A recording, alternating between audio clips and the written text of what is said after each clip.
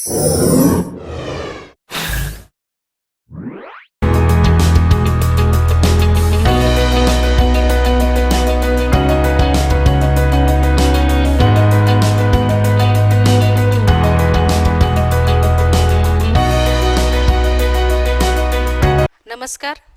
मी प्राध्यापक अर्चना येनकर आणि माझा विषय आहे केमिस्ट्री.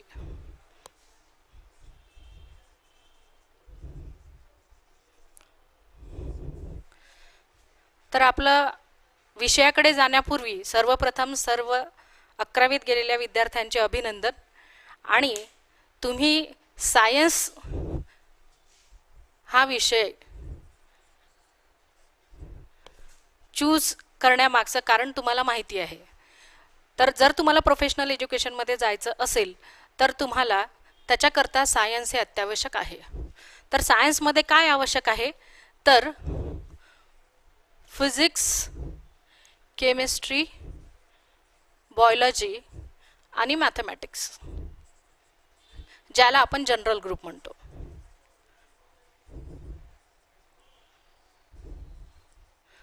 ठीक आहे. पण आता तुम्हाला जर का मेडिकलकडे जायचं असेल तर मेडिकल फील्डसाठी या विषयांमधले फिजिक्स, केमिस्ट्री आणि बायोलॉजी लागतात. आणि इंजिनिअरिंगकडे जायचं असेल तर तुम्हाला फिजिक्स, केमिस्ट्री आणि मॅथमॅटिक्स हे विषय लागतात. तर आता ही ब्रांच तुम्ही सिलेक्ट करून याच्यामधून कोणत्याही फील्डला जाऊ शकता. आता जनरल ग्रुपमध्ये जर का तुम्हाला जायचं असेल तर तुम्ही मेडिकल आणि इंजिनिअरिंग या व्यतिरिक्त बाकी जेवढे काही विषय असतात, जेवढे काही कोर्सेस असतात त्याकरता तुम्ही इथे अप्लाय करू शकता. ठीक आहे. तर आता मी माझ्या विषयाकडे वळणार आहे. 10व्या वर्गापर्यंत तुम्ही सायन्स हा विषय शिकलाय, तर सायन्सची व्याख्या तुम्हाला माहिती आहे. त्याबद्दल आता ती व्याख्या काही आपण रिपीट करणार नाही. आपण डायरेक्ट आता सेपरेशन ऑफ द सब्जेक्ट,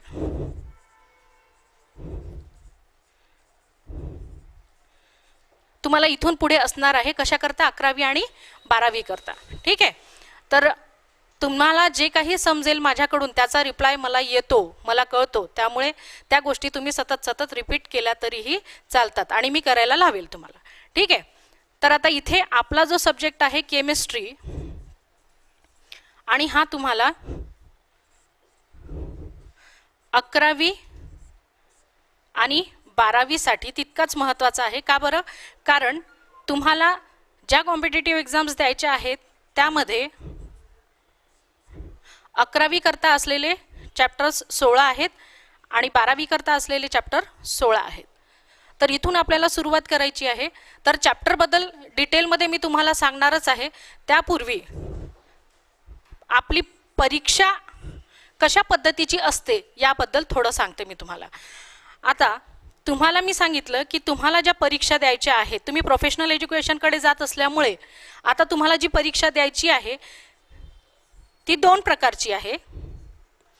एक तर बोर्ड एक्झाम आणि दुसरी आहे तर ती नीट.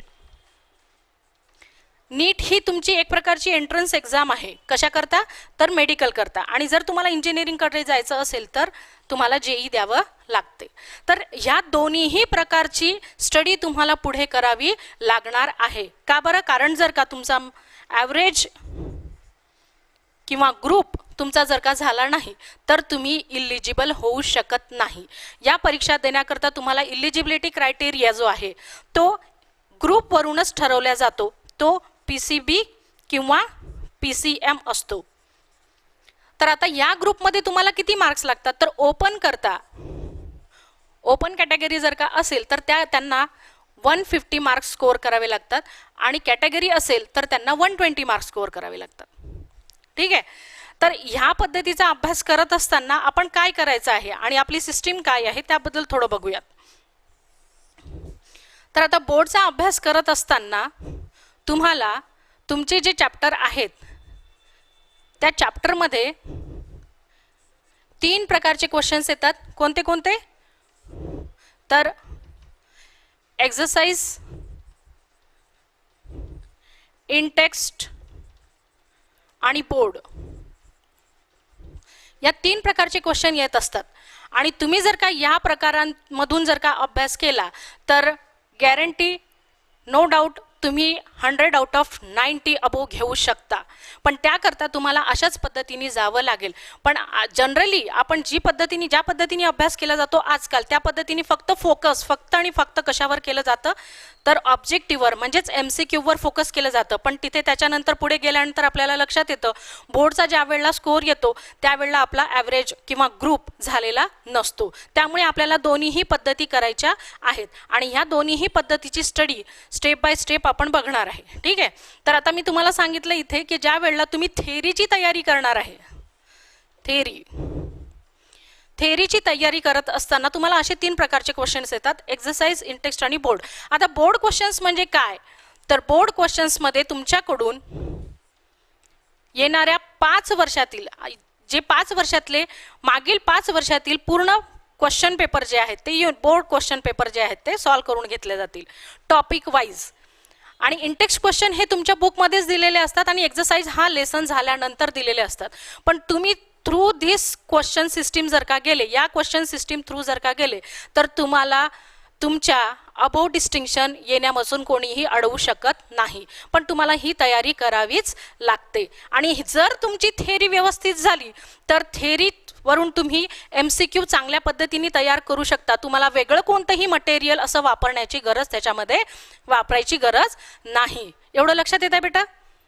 जे काही असेल त्यामध्ये तुम्हाला आम्ही वेळोवेळी ऑनलाईन आणि ऑफलाईन गाईड करतच राहणार आहेत. तर तुम्हाला हे सुरुवातीचं माझ्याकडून असलेलं हे इंट्रोडक्शन आहे की आपली अभ्यास पद्धती काय आहे. कसंही काहीतरी कुठलेही पुस्तकं घ्यायचे आणि वाचत सुटायचं याच्यावरून काही स्कोरिंग होत नसतं. जर तुम्हाला इफेक्टिव्ह मार्क्स पाहिजे असतील आणि कमी वेळामध्ये जास्तीत जास्त अभ्यास करायचा असेल तर तुम्हाला या पद्धतीने गेलं तर योग्य मार्ग तो सापडेल आणि तुमचं जे काही स्कोरिंग असेल ते तुमचं टार्गेट अचीव होईल. कुठेही काहीही करत बसण्यापेक्षा आणि 1760 पुस्तकं वाचण्यापेक्षा तुम्हाला गव्हर्नमेंटने जी दिलेली पुस्तकं आहेत म्हणजे कोणती गव्हर्नमेंटकडून आलेली बुक्स कोणती आहेत तुम्हाला एकतर तुमचं आहे स्टेट बोर्ड आणि दुसरं पुस्तक आहे नीट करता दिलेलं आहे तर NCERT. या 2 बुक्सवर जर का तुम्ही फोकस केलं तुमचं रीडिंग जर का याच्यामधून झालं तर नो डाऊट तुमची जी काही डिफिकल्टी असेल ती प्रायमरी लेवलला वाचत असतानाच क्लिअर होते. पण तुम्ही ते वाचणं आवश्यक आहे. कशा करता तर तुम्हाला तुमची व्होकॅब्युलरी वाढवण्याकरता. ज्या वेळेला तुम्ही नवीन एखाद्या क्लासमध्ये जाता त्यावेळेला सुरुवातीलाच फक्त आम्ही लोक समोर दिसतो आणि आम्ही ज्या वेळेला आमचे पॉईंट सुरू करतो त्यावेळेला काय होतं तर डायरेक्ट त्या चॅप्टरला तुम्हाला घेऊन जातात इंट्रोडक्शन दिल्यानंतर. कारण अपेक्षित हे असतं की 10व्या वर्गामध्ये अभ्यास केलेला मुलगा 90 आणि 95% घेतलेला मुलगा काही निर्बुद्ध नाही. म्हणजेच याचाच अर्थ त्याचा अभ्यास खूप छान पद्धतीने झालेला आहे असं गृहीत धरून पुढे गेल्या जातं. ठीक आहे. तर आता आपल्याला ह्या पद्धतीने तुम्ही ज्या वेळेला अभ्यास करायला सुरुवात कराल त्यावेळेला तुम्हाला ह्या दोन्हीही बुक्स थ्रूच जायचं आहे आणि त्याच्यानंतर पुढे जे दिलेले मॉड्यूल्स असतील तुमच्या क्लासमध्ये आमच्याकडून जे देण्यात येणाऱ्या टेस्ट सिरीज असतील त्या तुम्हाला फॉलो करायच्या आहेत. त्यावरूनच तुमची मेरिट लिस्ट येणार आणि आम्हाला तो कॉन्फिडन्स आहे 110% मी तुम्हाला सांगते की तुमचा जो स्कोर असेल अबोव 90%च असणार. ठीक आहे. कशामुळे तर तुम्ही जी आम्ही पद्धती सांगणार आहे त्या पद्धतीमधून गेले तरच ती स्कोरिंग होणार आहे तुमची. कारण जनरली काय होतं आपण आपल्या पद्धतीने काहीही करायला जातो आणि आपल्याला कळत नाही दुसऱ्यांच्या मागे लावतो आपण. म्हणजे आता अरे नाही चला या पुस्तकातलं वाच त्या पुस्तकातलं वाच असं कर तसं कर. मित्रांनी सांगितलेलं आपण फॉलो करण्यामध्ये खूप विश्वास ठेवतो. मित्रावर विश्वास असतो पण आपला स्वतःवर नसतो. तर सुरुवात तुमची जी आहे तो तुमचा सगळ्यात जवळचा मित्र म्हणजे तुमचे पुस्तकं आणि ती 2 पुस्तकं कोणती आहेत तर स्टेट बोर्ड आणि NCERT. ह्याच्यातून जर का तुम्ही व्यवस्थित तयारी केली तर तुम्हाला कोणीही स्कोरिंग पासून मागे ठेवू शकत नाही याची गॅरंटी माझी. ठीक आहे. कळलं बेटा. तुम्हाला लक्षात येत आहे काय सांगत आहे मी जे तुम्हाला सांगत आहे ती अभ्यास पद्धती कशासाठी तर आता इथून जे काही मी तुम्हाला शिकवणार आहे ते याच पद्धतीतून शिकवणार आहे. आणि तुम्हाला ज्या वेळेला तुम्ही हे बघत आहे हा व्हिडिओ ज्या वेळेला बघत आहे त्यावेळेला तुम्हाला हे कळेल मी जे सांगत आहे ते तुम्हाला कितपत लक्षात येतं आणि पुढे आपल्याला या कोर्सला सबस्क्राईब करायचं आहे किंवा नाही. मी तुम्हाला 3 व्हिडिओ डेमो देणार आहे जे माझ्या विषयाचे असतील आणि त्या विषयांमधूनच आपल्याला पुढे जायचं आहे. ठीक आहे. तर मी काय सांगितलं आता तुम्हाला बोर्ड एक्झाम आणि नीट अशी तुम्हाला एक्झाम द्यायची आहे, तर ग्रुपची तयारी करत असताना हे थेरीसाठी, थेरी आणि MCQ, थेरी म्हणजे काय, तर काय असणार आहे, तर डिस्क्रिप्टिव्ह क्वेश्चन्स. इथे काय सॉल्व्ह करावं लागतात तुम्हाला, डिस्क्रिप्टिव्ह क्वेश्चन्स सॉल्व्ह करावे लागतात. आणि ऑब्जेक्टिव्ह क्वेश्चनमध्ये काय केलं जातं, तर ऑब्जेक्टिव्ह क्वेश्चन्समध्ये तुम्हाला तुमचे MCQ सॉल्व्ह करायचे असतात. काय सॉल्व्ह करायचे असतात, MCQ. म्हणजेच काय, तर एक क्वेश्चन विचारलेला असतो आणि MCQ म्हणजे 4 ऑप्शन्स दिलेले असतात, त्यापैकी तुम्हाला करेक्ट आन्सर टिक करायचं असतं, बरोबर आहे. पण हे आन्सर चूज करत असताना तुम्हाला अडचण कुठे येते, तर अडचण अशी असते की तुम्ही ज्या वेळेला MCQची पूर्णपणे तयारी केलेली आहे, तिथे तुम्ही सगळ्यांचं बघून आतापर्यंतचा रट्टा मारलेला असतो किंवा एक हिंट दिलेली असते, कुठेतरी ट्रिक दिलेली असते, त्यावरून अंदाजे तुम्ही कधी कधी ते आन्सर लिहिलेलं असतं. म्हणून मग तुम्ही साशंक असता की तुम्हाला एवढे स्कोर होणार किंवा नाही होणार त्याबद्दल. तर तुम्हाला इथे मी तुम्हाला गॅरंटी देते की तुम्ही जे काही आन्सर सोडवलेलं असेल त्याच्याबद्दल तुम्ही कॉन्फिडन्सनी सांगू शकणार, मॅडम आम्हाला 180 पेक्षा 160, 170, 140 अशा प्रकारचे किती पडू शकतात हे तुम्ही कॉन्फिडन्सनी सांगू शकणार.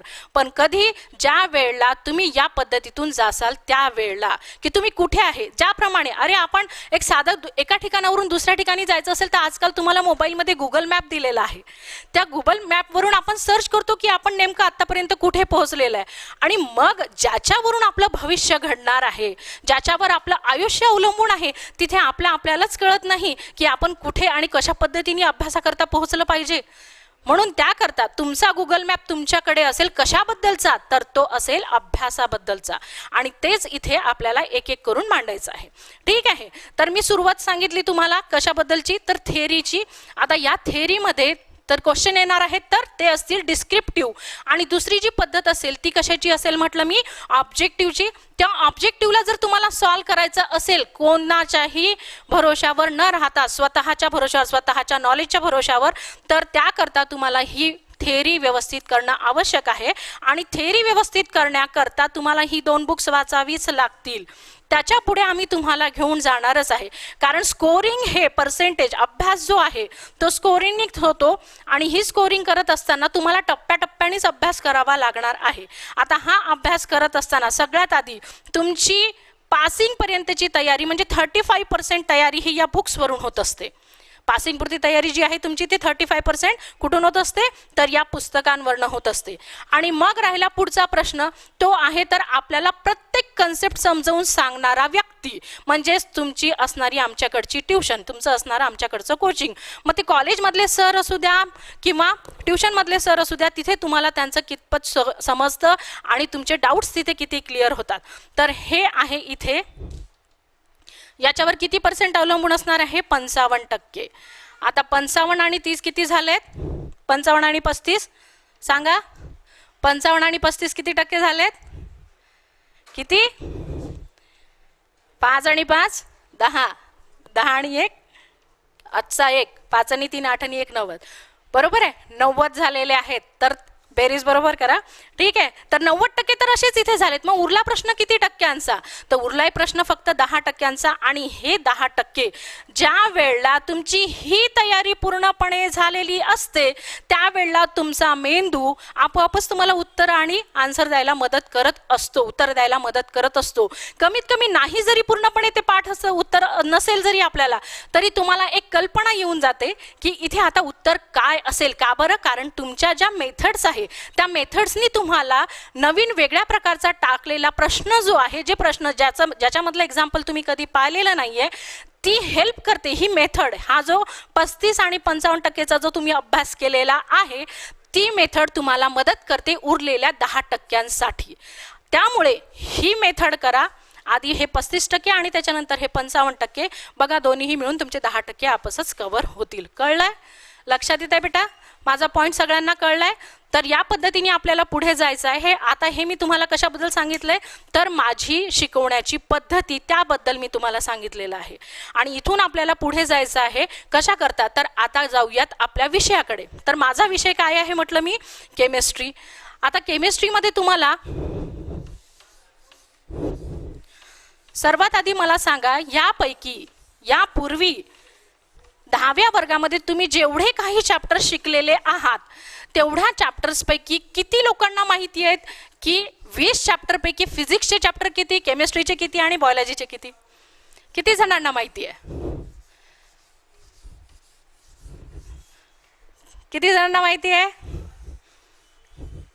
ठीक आहे, असं समजूयात आपण याच्यापैकी 50% मुलांना माहिती आहे आणि 50% मुलांना माहिती नाही. 50% मुलांनी सायन्स हाच विषय पकडून चालले होते, तर पुढे जाऊन 11वी 12वी मध्ये हे विषय वेगळे होतात असं त्यांना माहिती नसेल, म्हणून आपण असं समजूयात की त्यांना काही माहिती नाही. ठीक आहे, तरी मी तुम्हाला सांगते, आता तुम्ही 10व्या वर्गामध्ये जे काही चॅप्टर्स शिकलेत ते चॅप्टर्स कोणते कोणते होते? तर पिरियडिक क्लासिफिकेशन ऑफ एलिमेंट,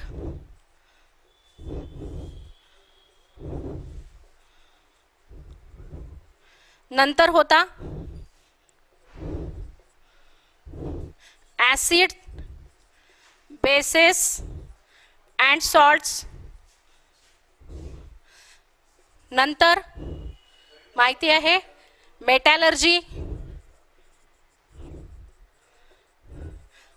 नंतरचा चॅप्टर कोणता आहे कोणी सांगू शकेल?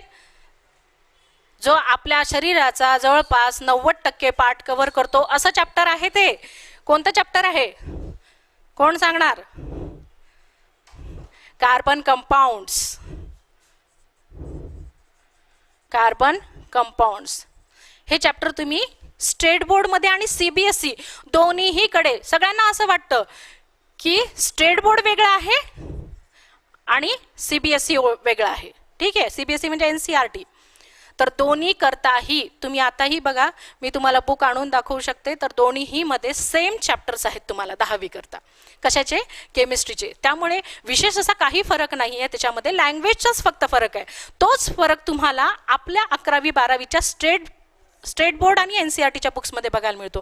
घाबरण्यासारखं काही नाही. ज्याला ज्या व्होकॅब्युलरी आहे, तुम्हाला मेनली आधीपर्यंत जे शब्द वेगळे वेगळे होते किंवा तुम्ही साध्या भाषेमधले सिम्पल वर्ड्स यूज करायचे, आता थोडंसं तुम्हाला सायंटिफिक व्हावं लागणार आहे की स्टँडर्ड लेवलचे किंवा सायंटिफिक लॅटिन आणि ग्रीक भाषेमधले केमिस्ट्री, फिजिक्स आणि बायोलॉजीसाठी येणारे वर्ड्स काय आहेत. बस एवढं तुम्हाला जर तुमची व्होकॅब्युलरी वाढली तर नो डाऊट तुम्ही तुमचे प्रॉब्लेम्स स्वतःच सॉल्व्ह करू शकता. आणि त्याकरता तुम्हाला रिडिंग पण आवश्यक आहे आणि आम्ही सांगितलेला कन्सेप्ट सुद्धा लक्षात ठेवून रनिंग नोट्स घेणं सुद्धा तेवढंच आवश्यक आहे.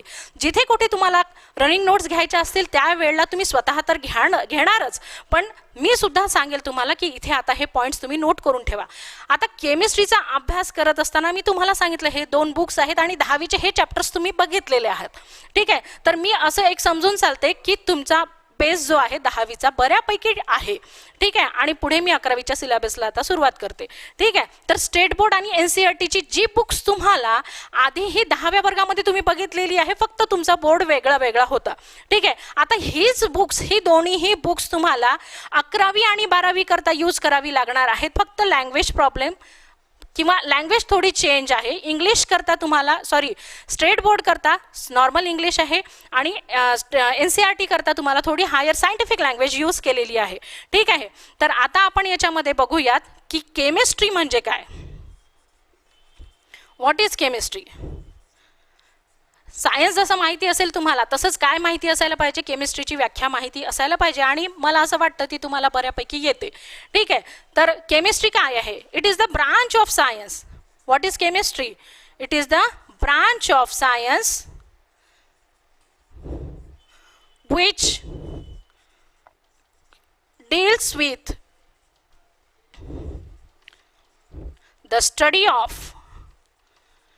with the study of what? Matter. कारण आपल्याला दिसतं काय? मॅटर दिसतं, अवतीभोवतीच्या सर्व वस्तू दिसतात. बरं, मला एका प्रश्नाचं उत्तर द्या बरं. आता तुम्ही जिथे कुठे बसून आहात, ऑनलाईन आपण भेटत आहे एकमेकांना. मी क्लासमध्ये जरी असतो ऑफलाईन तरी मी तुम्हाला हा प्रश्न विचारला असता की वर्गामध्ये एक वस्तू अशी दाखवा जिच्यामध्ये केमिकल कंपाऊंड नाही. अशी एक वस्तू तुम्ही सांगू शकता मला? तुमचा आवाज येतोय मला, तुम्ही सांगू शकता मला? एक वस्तू सांगा जिच्यामध्ये केमिकल कंपाऊंड नाही. आहे का असं काही?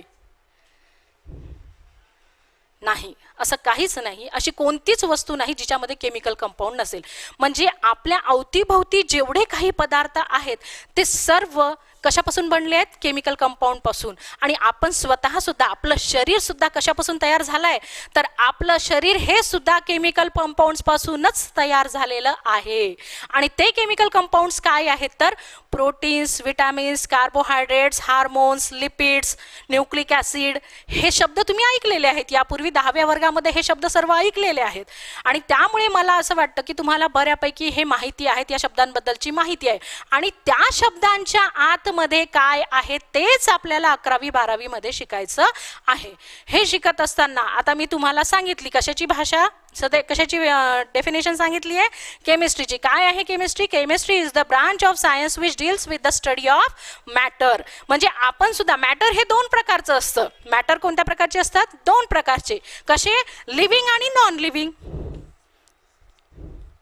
मॅटर हे कसे असतील? लिव्हिंग आणि नॉन लिव्हिंग. कशावरून? आपण आपल्यावरूनच सांगू शकतो. काय? तर मी आता काय म्हटलं तुम्हाला? आपलं शरीर सुद्धा केमिकल कंपाऊंड पासून तयार झालेलं आहे. बरोबर आहे? म्हणजे आपण कसे आहे? लिव्हिंग आहे. मग प्लांट्स, ॲनिमल्स हे दोन्हीही कसे आहेत? लिव्हिंग आहेत. मग उरलेल्या वस्तू काय आहेत? तर नॉन लिव्हिंग आहेत. पण हे दोन्हीही मॅटर्स कशापासून तयार झालेले आहेत? तर केमिकल कंपाऊंड्स पासून तयार झालेले आहेत. आणि ह्यांची तयार होण्याची जी प्रोसेस आहे त्या प्रोसेसमध्ये आपल्याला काय लागलेलं आहे? तर केमिकल्स लागलेले आहेत. काय लागलेले आहेत? केमिकल्स लागलेले आहेत. केमिस्ट्री हा शब्द कशावरून आलेला आहे? केमिस्ट्री हा शब्द केमिकल्सवरूनच आलेला आहे. कशावरून आलाय? केमिकल्सवरून. केमिकल म्हणजे काय? केमिकल म्हणजे काय? तर केमिकल म्हणजे आपल्या मराठी भाषेमध्ये आपण त्याला म्हणतो काय? तर रसायन. काय म्हणतात? रसायन. रसायनशास्त्र. ठीक आहे, रसायनशास्त्र मराठीमध्ये तुम्ही शिकला असाल. ठीक आहे, कोणतं शास्त्र शिकलात? रसायनशास्त्र. आता रसायन हा शब्द कशापासून आलेला आहे? केमिकल पासून. आता हा शब्द कसा होता? तर हा एक ग्रीक वर्ड होता, त्याला म्हणतात किमो. ठीक आहे, त्या किमो पासून आपल्या लँग्वेजमध्ये शब्द झालेला आहे तो कोणता? केमिकल. आणि ज्याच्यामध्ये केमिकल्सचा अभ्यास केला जातो तो विषय म्हणजे कोणता? तर केमिस्ट्री. आणि केमिस्ट्री काय करत आहे? तर पदार्थ तयार होण्याची जी पद्धती आहे त्या सर्व पद्धतींचा आणि त्या पदार्थाचा अभ्यास, या सगळ्यांना काय म्हणतात? तर केमिस्ट्री असं म्हणतात. लक्षात आलं? कळलं? चला एकदा माझ्यासोबत सगळ्यांनी रिपीट करा. Chemistry, branch of science which deals with the study of what? Matter. Deals with the study of matter. Okay, आता ह्याच्यावरून मी दुसरा एक शब्द तुम्हाला सांगते. तर केमिकल हा शब्द तर आलेलाच आहे. मी तुम्हाला म्हटलं मॅटर तयार झालं. तयार होणे याला शब्द काय आहे? तयार होण्यासाठी काही शब्द आहे, कोणी सांगू शकता? ज्यांना माहिती आहे, ऐकू येत आहे मला, सांगा मला पटकन. हां, बरोबर आहे. काय? फॉर्मेशन. तयार होणे म्हणजे काय? फॉर्म होणे. आणि फॉर्म होण्यालाच आपण काय म्हणतो? फॉर्मेशन. फॉर्मेशन. आता सायंटिफिक वर्डकडे थोडं जायचं असेल तर अजून पुढचा एक शब्द येतो, कंपोजिशन. काय येतो? कंपोजिशन. हा शब्द कशावरून आला तुम्हाला माहिती असेल? कंपोजर. कंपोज करणे, तयार करणे. ठीक आहे, तर काय होत आहे इथे? मॅटर तयार होत आहे, म्हणजे कंपोजिशन ऑफ मॅटर होत आहे.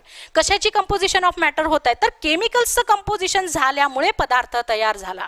पदार्थ कशामुळे तयार झालाय? तर केमिकल्स, वेगवेगळ्या प्रकारचे केमिकल आपण एकत्र घेतले आणि जो पदार्थ तयार करायचा होता त्याची रिॲक्शन झाली, त्याची एकमेकांसोबत इंटरॅक्शन झाली आणि त्याच्यापासून एक नवीन असा वेगळ्या गुणधर्माचा पदार्थ तयार झाला. त्याला आपण काय म्हणतो? कंपोजिशन. तर ही कंपोजिशन कोणाची होती? केमिकल्सची होती. Chemical composition. मग त्याच्यापासून तयार झालेलं काय आहे? तर तयार झालेल्याला म्हणतात प्रोडक्ट. त्याला काय म्हणतात? प्रोडक्ट. लक्षात आलं? तर मला तुमच्याकडून परत एकदा शब्द ऐकायचे आहेत. मी काय सांगितले शब्द? केमिकल हा शब्द सांगितला कारण पदार्थ तयार करण्यासाठी काय लागतं? पदार्थ तयार करण्यासाठी लागतात केमिकल्स. पदार्थ तयार करण्यासाठी काय लागतात?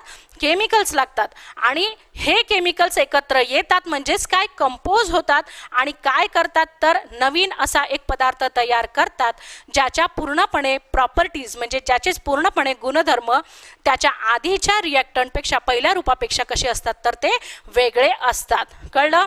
तर कंपोजिशन हा शब्द सांगितलाय मी तुम्हाला, फॉर्मेशन सांगितलंय, केमिकल सांगितलेलं आहे, आणि ह्या पद्धतीचा ज्याचा आपण अभ्यास करताय, ही जी डेफिनेशन आपण बघत आहे ती डेफिनेशन कशामध्ये दिलेली आहे, कोणत्या विषयामध्ये दिलेली आहे, तर केमिस्ट्री या विषयामध्ये दिलेली आहे. आणि आपल्या रोजच्या वापरातल्या भाषेसाठी आपण शब्द काय वापरलाय, तयार झालेल्या पदार्थाला म्हटलं आपण मॅटर. आणि मॅटर किती पद्धतीचं सांगितलं मी तुम्हाला, लिव्हिंग आणि नॉन लिव्हिंग.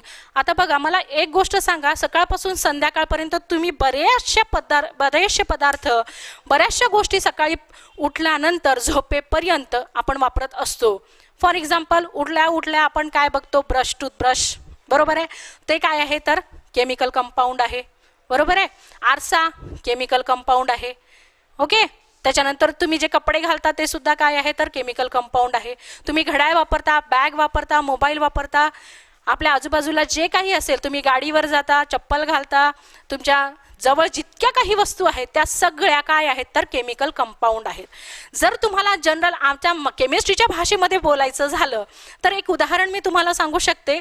समजा तुमच्याकडे कोणी पाहुणे आले तर तुम्ही त्यांच्यासाठी काय ठेवता, चहा. ओके. तर तुम्हाला घरामध्ये जायचं आहे आणि घरामध्ये आईला जाऊन सांगायचं आहे की आई चहा मांड, तर आई तुमची चहा करते. हेच जर मी तुम्हाला म्हटलं की तुम्ही केमिस्ट्रीच्या लँग्वेजमध्ये सांगा, तर तुम्ही काय सांगणार? कोणी सांगेल? चहा म्हणजे काय केमिस्ट्रीच्या भाषेमध्ये कोण सांगणार? कोणाला येतं? प्रयत्न करा, बघा. हां, चहामध्ये काय काय असतं?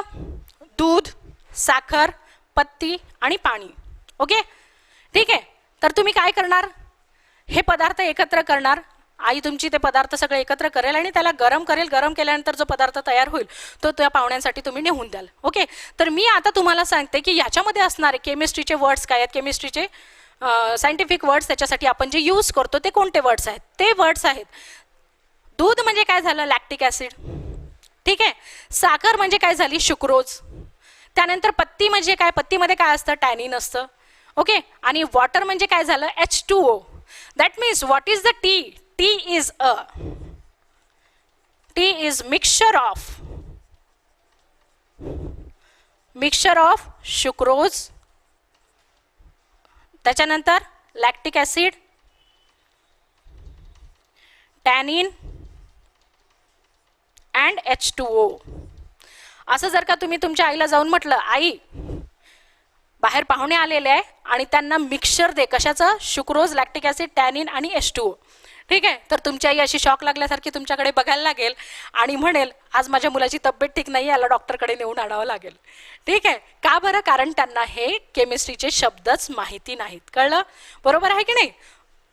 हां, ठीक आहे. म्हणजे माझा पॉईंट तुम्हाला लक्षात आला असेल. आपल्या वापरातल्या गोष्टी आहेत या, आपल्या वापरातल्या ह्या गोष्टी आहेत आणि ह्या गोष्टी आपल्याला रोजच्या आयुष्यामध्ये, केमिस्ट्री इतकं काही तुम्हाला वाटतं त्या पद्धतीने खूप काही कठीण नाही. फक्त जेव्हापासूनची आपली सायन्स शिकण्याची प्रथा सुरू झाली त्यावेळेपासून तुम्हाला दोन प्रकारचे शब्द वापरले जातात. एक तर सुरुवात अशी असते की भाषा बदललेली असते.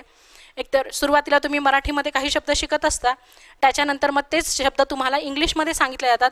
पुन्हा अजून भाषा बदलल्या जाते, ती म्हणजे सायंटिफिक यूज केल्या जाते. त्याच्यामुळे तुमचं कन्फ्युजन होतं. ज्या वेळेला तुम्ही पाणी हा शब्द शिकले त्यावेळेला तुम्हाला काय सांगण्यात आलं की मराठीमध्ये पाणी म्हणतात, हिंदीमध्ये जल म्हणतात आणि इंग्लिशमध्ये वॉटर म्हणतात. आता आम्ही सांगतोय तुम्हाला 10वी 8वी नंतर की चला, अरे हे हाच शब्द, तोच पदार्थ आहे, पण त्याला असं म्हणा, H2O. कशाप्रमाणे? फॉर्म्युल्याप्रमाणे. कशाप्रमाणे? तर त्याच्या फॉर्म्युल्याप्रमाणे. हेच जर का सुरुवातीला आपल्याला हेच सांगण्यात आलं असतं, कॉन्व्हेंटमध्ये आजकाल बघितलं तुम्ही की CBSE पॅटर्न असू द्या किंवा हायर लँग्वेज असेल, तिथे फॉरेन कंट्रीजमध्ये त्यांच्या लहान मुलांना सुद्धा जनरली काय सांगितलं जातं तर तो जो शब्द आहे जशाला तसाच सांगितला जातो. जर पाणी असेल तर water and it is H2O. तर H2O काय आहे आणि कशा पद्धती आहे? जसं तुम्ही इंग्रजी शिकत असताना सुरुवात कशापासून झाली तुमची तर ABCD पासून झालेली आहे, तसंच तिथे हे सुद्धा सांगितलं जातं. काय तर केमिस्ट्री हा सब्जेक्ट एलिमेंट्सवरूनच शिकायचा असतो आणि तिथे 5व्या 6व्या 7व्या वर्गापासूनच त्या मुलांना एलिमेंट्सचं शिक्षण देण्यात येतं. त्यामुळे ती मुलं कधीही कन्फ्यूज होत नाहीत. ठीक आहे, आपल्याकडे ती पद्धत नाही, पण आपण सुरू करूयात त्या पद्धतीला. आणि आता ही सुरुवात आहे, तुम्हाला काही 5व्या वर्गात 6व्या वर्गात परत नेऊ शकत नाही, पण मी तुम्हाला शब्दांवरून अर्थ कसे समजायचे आणि अर्थ समजल्यानंतर परफेक्ट आन्सर कसं काढायचं ह्याची मी तुम्हाला एक एक व्हिडिओ दाखवत जाणार आहे. जो कन्सेप्ट आहे त्या कन्सेप्टचा अर्थ काय, अर्थ समजूनच तुम्ही पुढे जायचं आहे.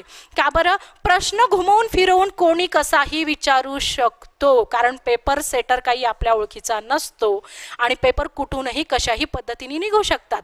ओके, पण तुमचे जे दिलेले सायंटिफिक वर्ड्स आहेत ते काही बदलणार नाहीत. त्यामुळे तुम्हाला सायंटिफिक वर्ड्स जशाला तसे समजून घ्यायचे आहेत.